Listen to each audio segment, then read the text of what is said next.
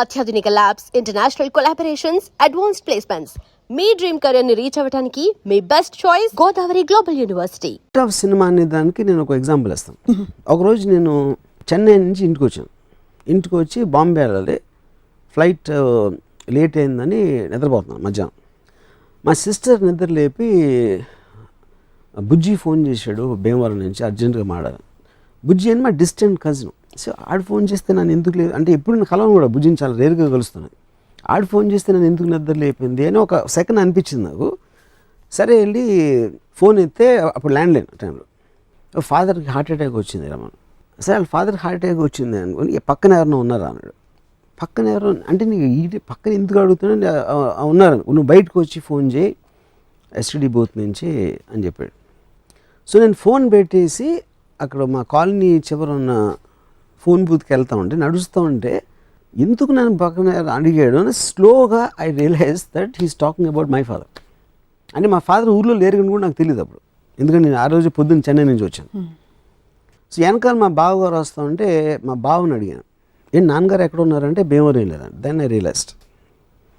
నేను ఎస్టీడీ బూత్లో నుంచి ఫోన్ చేస్తే ఏంటి బుజ్జి అంటే, లేదు రాము పోయారు, ఇప్పుడు బాడీ అక్కడికి తీసుకురావాలా, మీరు ఇక్కడికి వస్తారా అడుగుదామని ఫోన్ చేశానని చెప్పాడు.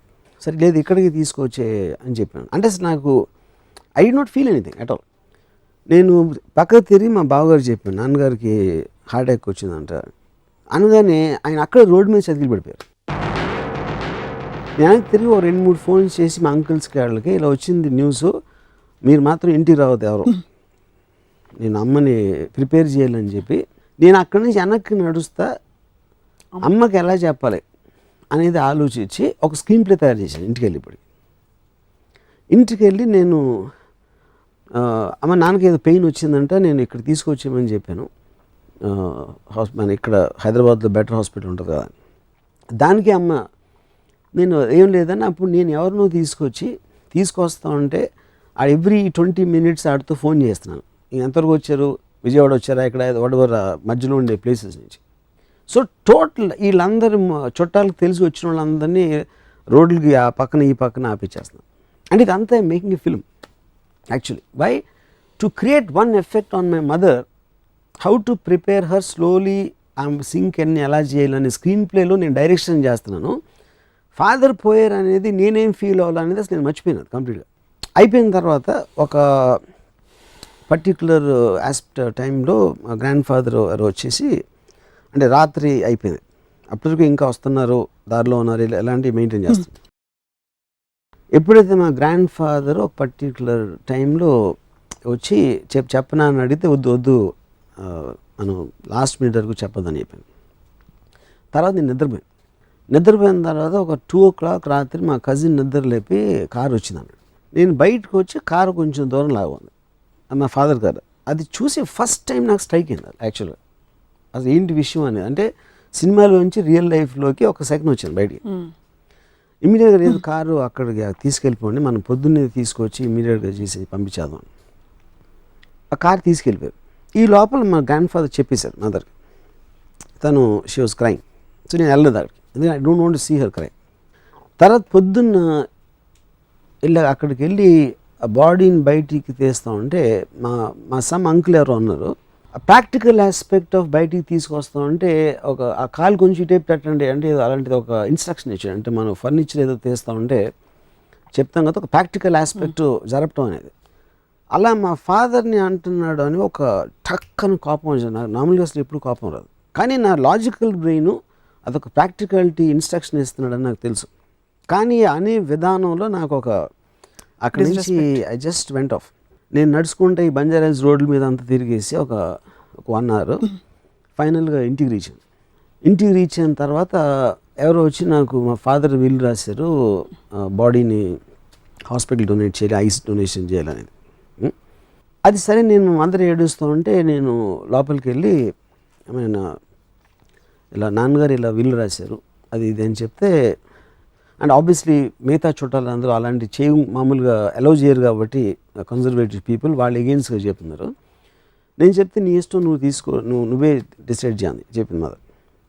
అప్పుడు నేను నాన్నగారు కావాల్సింది చేయాలి అని అనుకుని I went a go head and I డొనేషన్కి. సో ప్రసాద్ హాస్పిటల్ నుంచి ఎవరు వచ్చారు, ఇద్దరు నర్సులు, నాకు ఇంకా గుర్తున్నారు. వాళ్ళు ఒక ఆటో దిగి ఏదో నడుస్తూ నవ్వుతా జోకులు వేసుకుంటూ లోపలికి వెళ్తారు. నేను బయట నుంచి ఉన్నాను. అఫ్కోర్స్ వాళ్ళకి one more patient, so they can't connect the same way. వీళ్ళ ఇంట్లో రిలేటివ్స్ ఉన్నారు, వాళ్ళు ఉన్నారు అనేది క్వశ్చన్ కాదు. సో వాళ్ళు వెళ్ళి వాట్ ఎవర్ ప్రాసెస్ అందరినీ బయటికి పంపి దానికి సంబంధించిన మెడికల్ ప్రాసెస్ చేశారు. చేసిన తర్వాత ఫైనల్గా అప్పటి నుంచి బాడీ తీసుకెళ్ళే టైం వచ్చి నేను లోపలికి వెళ్ళేసరికి మదరు బాడీ పక్కన కూర్చొని ఏడుస్తున్నారు. వీళ్ళు చేసిన ప్రాసెస్లో అది కరెక్ట్గా చేయలేదా ఏం చేయలేదా, ఒక ఐలిడ్ అనేది కొంచెం తెలుసు. అంటే అది వాళ్ళ మిస్టేకా దా ప్రాసెస్ అనేది నాకు గురించి తెలియదు. అప్పుడు నాకు కోపం వచ్చింది సార్ నా మీద. అంటే పాయింట్ అంటే మా మదరు తనతోటి ఒక 40 years ఉంది.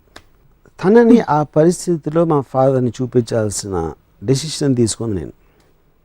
Of course I didn't know that's how it will be. అప్పుడు కేవలం ఒక పోయిన ఆయన మాట నిలబెట్టుకోవటం కోసం ఒక బతికినోడిని అలా సబ్జెక్ట్ చేయటం అనేది నేను ఎన్విజన్ చేయలేకపోయినా అనేది నా పాయింట్.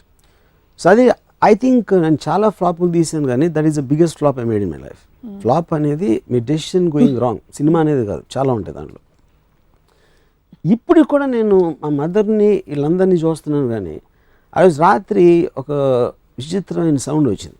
ఏంటని చూస్తే మా బ్రదర్ ఏడుస్తున్నాడు. మా బ్రదర్ ఏడవటం నా లైఫ్లో ఎప్పుడు చూడలేదు. సో మా బ్రదర్ ఏడిస్తే సౌండ్ ఇలా వస్తుందా అంటే ఒక సౌండ్ ఎఫెక్ట్ లాగా చూస్తున్నాను. ఇది అయిపోయిన తర్వాత టోటల్గా అయిపోయింది. నేను మళ్ళీ ఒక 2 days అయ్యాక బాంబే వెళ్ళాను.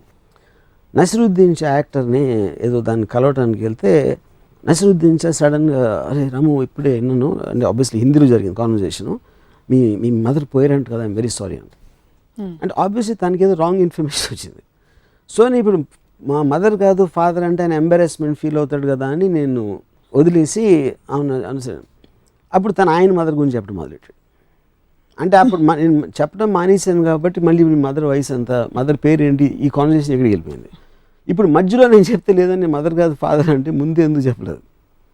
అంటే it almost became a net comedy in a sense of the word. అది అయిపోయింది. దాని తర్వాత నియర్లీ 7 years అయిన తర్వాత ఒకరోజు నానా పాటేకర్ ఇంట్లో పూణేలో కూర్చుని అబ్ తక్ చెప్పన్ స్టోరీ గురించి డిస్కస్ చేస్తాం. నేను నానా పాటేకర్, ఒక రైటరు, ఒక అబ్ తక్ చెప్పన్ డైరెక్టర్ షిమిత్ అమీన్.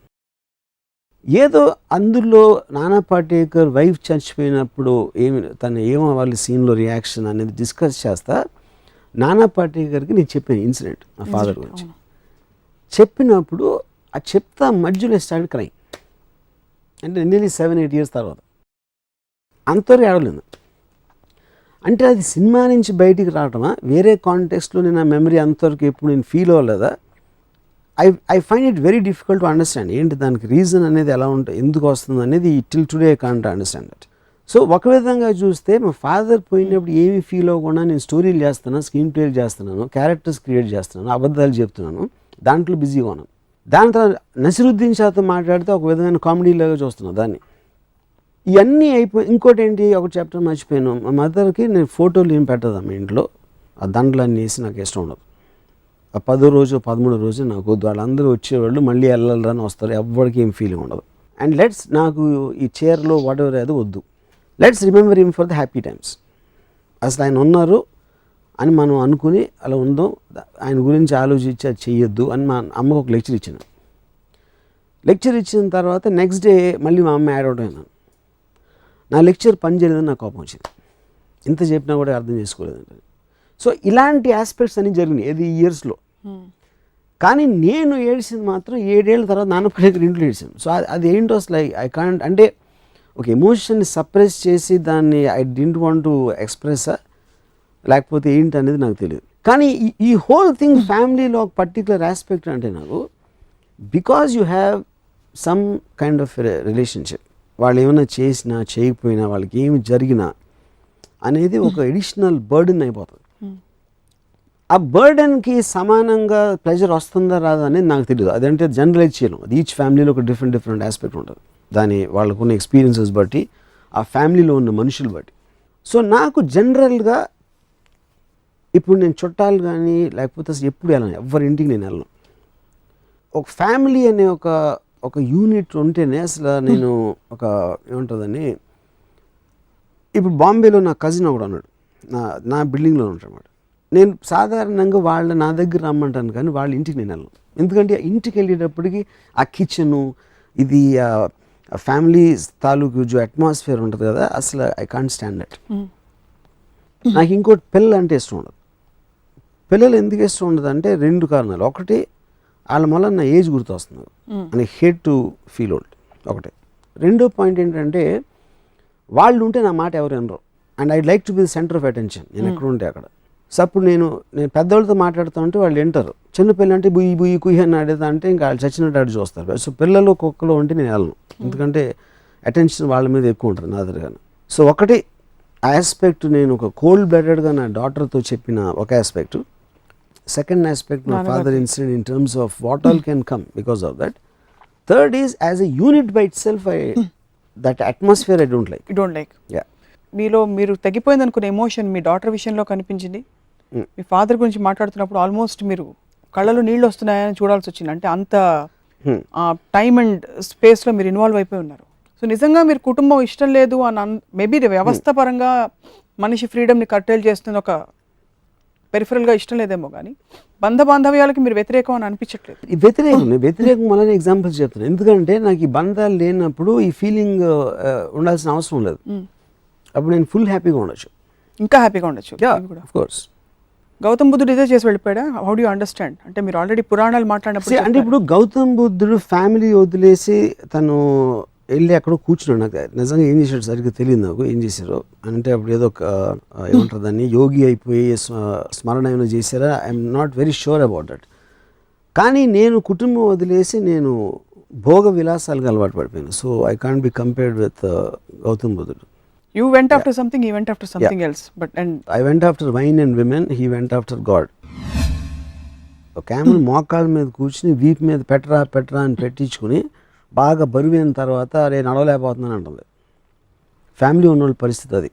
సో మీరు ఇప్పుడు జ్ఞాని. అందరూ ఫ్యామిలీస్ ఎందుకంటే ఆ ఇంట్లో అట్లా రాజులాగా ఫీల్ అవుతారు, బయట ఫీల్ అవ్వలేరు. కాబట్టి మీరు ఇంట బయట అన్ని చోట్ల రాజులు. నా వరల్డ్లో నేనే చక్రవర్తిని. పిల్లలంటే మీకు అంత ఇష్టం కదా, మిమ్మల్ని చక్కగా ఒక డే కేర్ సెంటర్లో తీసుకెళ్తే ఏం చేస్తారా మీరు?